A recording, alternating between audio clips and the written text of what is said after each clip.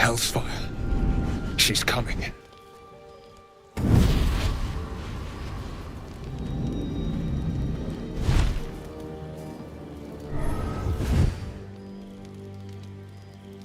Will, you've been naughty. And you know what happens when you're naughty. Gods damn it. Anyone but her.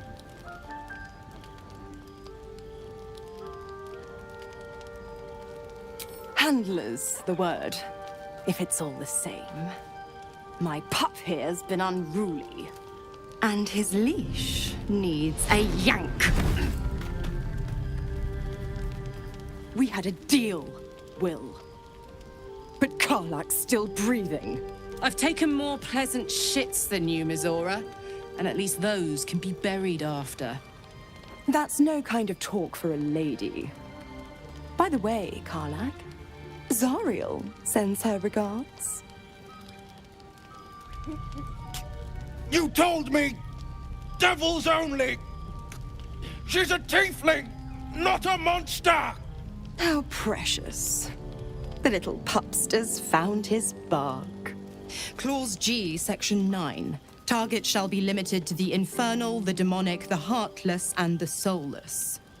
Karlak meets the criteria by virtue of having no heart.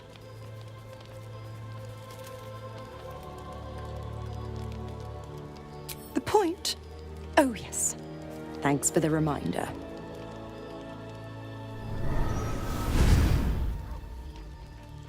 Will burns in the fires of Avernus. The lightning storms of Dis strike his flesh. His soul passes through each layer of the hells, gaining their essence and their torment.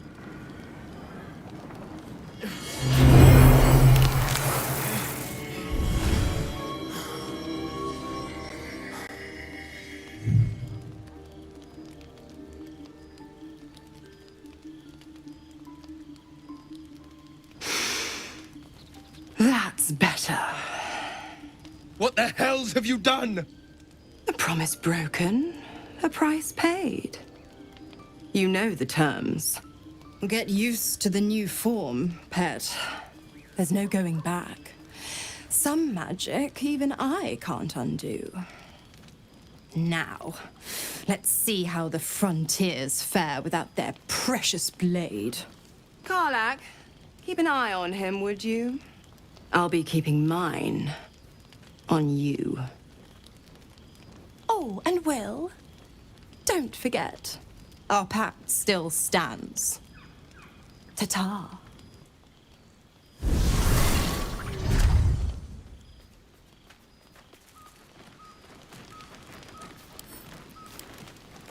I'll be honest, soldier.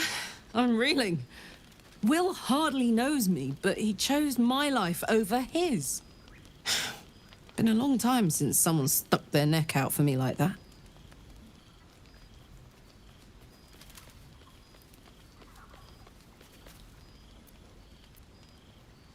Wouldn't be courage without the risk, would it?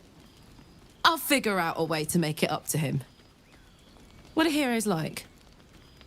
Swords? Shields? Shiny things? I don't feel right. Not even close.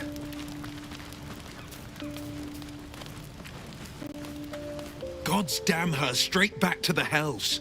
Just look at me. I did what was right, and Mizora made me pay for it. I'd be hunting devils and demons, she said. Traitors and hypocrites, heartless evils of all sorts, but not Zariel's victims. Not innocent tieflings. I'd count my lucky stars for it, but I reckon luck is on holiday. I'm only alive because my patron still has use for me. It's Mizora who grants me the power to conjure armor and cast eldritch blasts. Before I was infected, I could even call hell beasts and summon festering clouds. But I promise you, every thrust of my blade and every flame I sparked was for the good of the coast.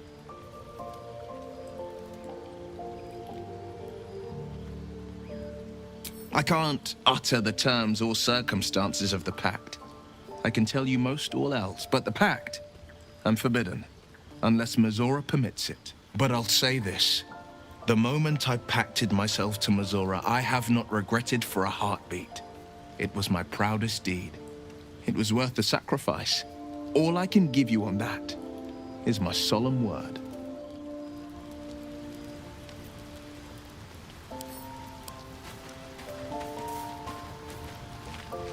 Tiring business, isn't it? All this traveling and adventuring.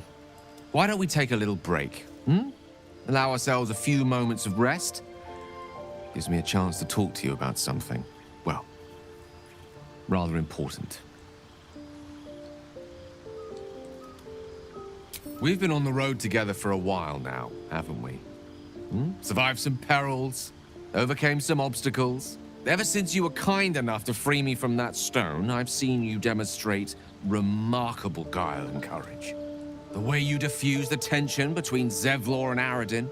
The way you got Korga to release the girl. The way you got that boy out of a harpy's clutches. In short, I've grown to trust you. The reason I make a point of saying this is that I've grown confident enough to tell you something I've yet to tell another living soul, except for my cat. You see, I have this condition. Very different from the parasite we share, but just as deadly. No, nothing like that. Now, if I fail to treat it, then the consequences would not be contained to me alone. What it comes down to is this. Every so often, I need to get my hands on a powerful magical item and absorb the weave inside. I can say no more on the matter. Not now, anyway. Just trust me when I say it's all of vital importance. It's been days since I last consumed an artifact, since before we were abducted. It is time, and by that I mean it's imperative that I find and consume strands of weave at the earliest possible juncture.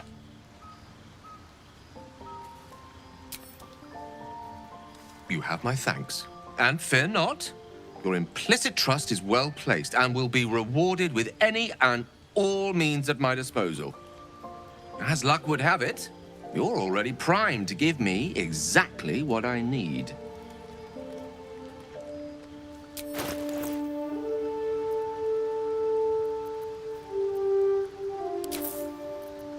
Thank you.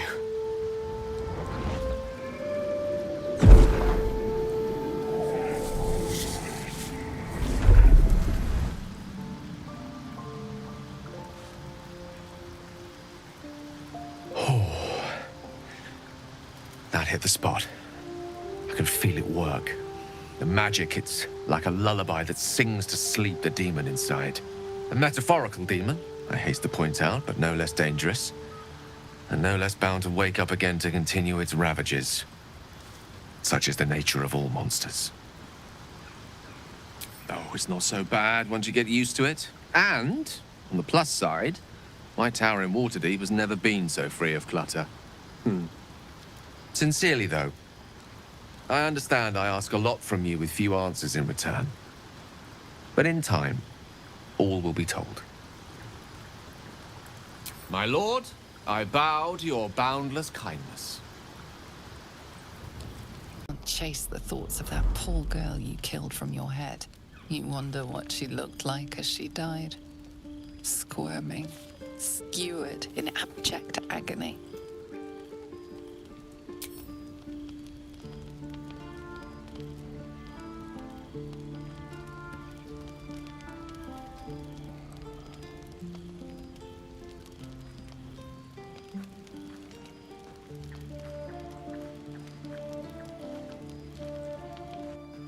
Body barely complies. You feel such rushes from your thoughts of the dead woman. Why did she die? The mystery gnaws at your pounding heart. Me lord, jubilant day! I have found your vile self at last! Sceleritas fell! Your loyal and ever-adoring butler. I followed you, my dear rotted master. We have been parted so tragically long. Oh, one hell of a butler. The most unprincipled servant you could hope for. You have always struggled to conduct yourself properly without me. I found you following the stench of that bard. She reeked across the coast like a piece of dog muck on the road.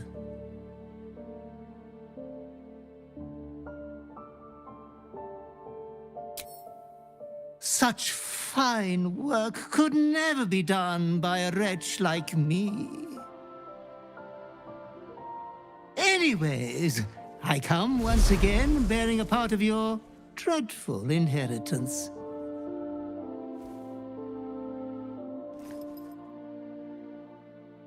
You earned this iniquitous prize through your great show of exceptional violence the other night. I'm sure Master will be better soon. A fellow of your fine breeding is never down for long.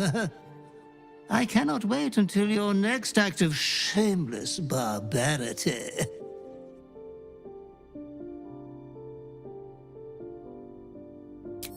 That mithering thing? Pay no mind to it. We have been with you always, and always by your side we will remain.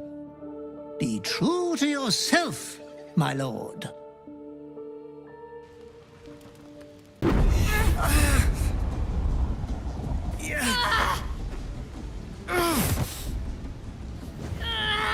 Hear my voice. Obey my command. The voice is irresistible. You recognize the overwhelming authority that you've used on others, only infinitely stronger, and turned against you. Your vision clouds, leaving you in a dark, featureless shadowscape. Nothingness in every direction. Then there are 3 figures before you. An armored male elf, exuding power and command. A handsome younger man with a quick, easy smile. And a pale young woman with even paler eyes. These are my chosen. They speak for me. Aid their search for the prism, and you will be worthy to stand beside them in my presence.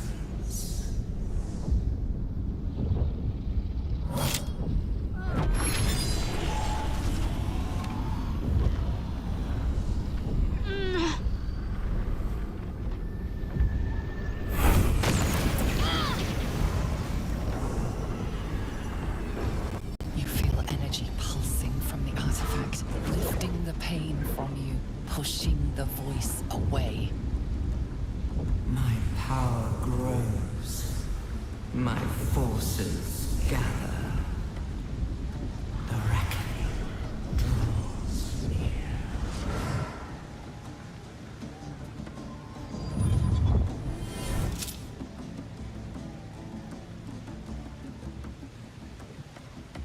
Don't give me that look. I don't know what just happened any more than you do. We should keep going. Nice one, Shadowheart. That thing in your pocket seems powerful as hell.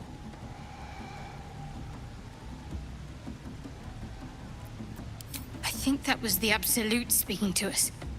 But we managed to shield ourselves. We should keep moving. Agreed.